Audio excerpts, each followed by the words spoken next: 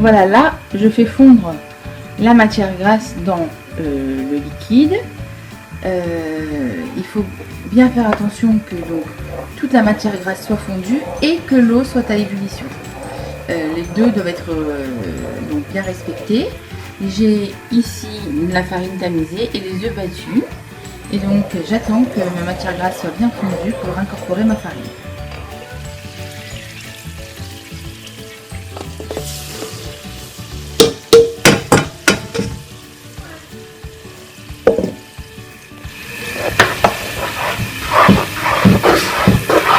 Donc on met bien, alors avec deux mains c'est plus facile.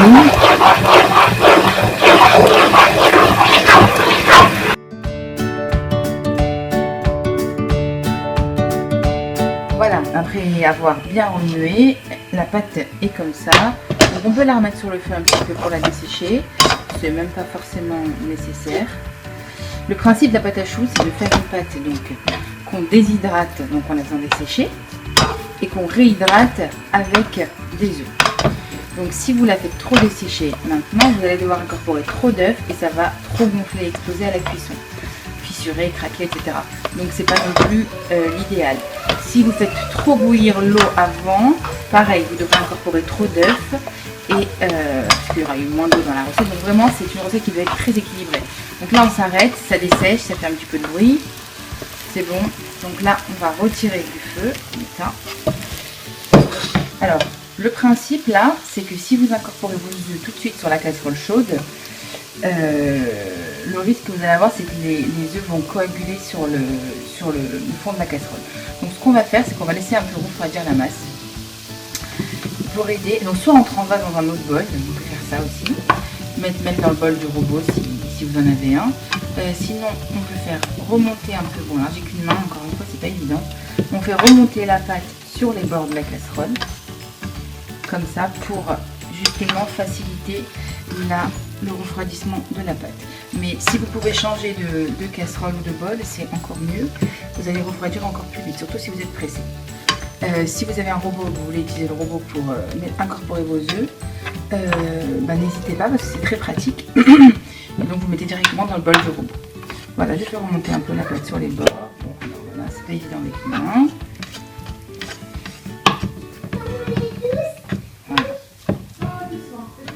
On laisse refroidir un peu et on revient pour incorporer. Donc voilà, là la pâte a refroidi. On va y ajouter donc les œufs battus. Donc surtout, le principe de la pâte à choux, c'est pas compliqué. Il faut respecter quelques règles. On incorpore les œufs donc délicatement et il faut s'arrêter avant que ce soit trop tard. Pas assez d'œufs, on peut toujours en rajouter. Trop d'œufs, il n'y a rien à faire, on peut jeter la pâte. Donc en fait, il faut y aller tout doucement. Donc je vais mettre un peu d'œuf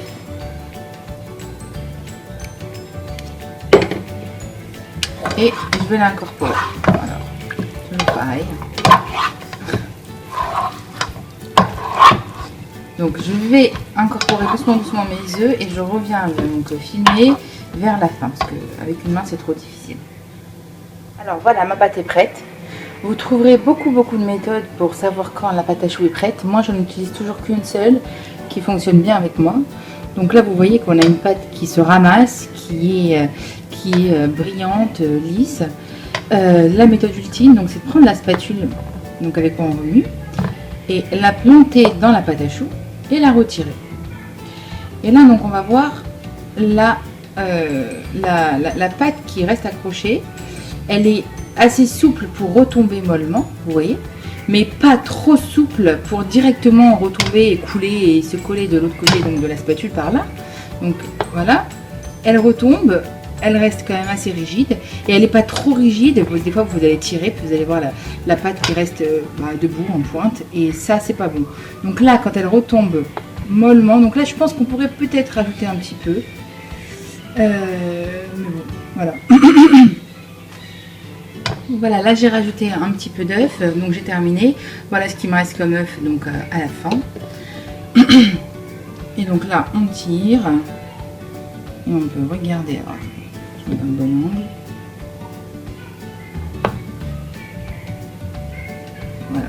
là on a la pointe, elle retombe mollement sans être trop vive et toucher directement de l'autre côté. Vous voyez, je sais pas si vous voyez bien, ça s'appelle la consistance au bec d'oiseau.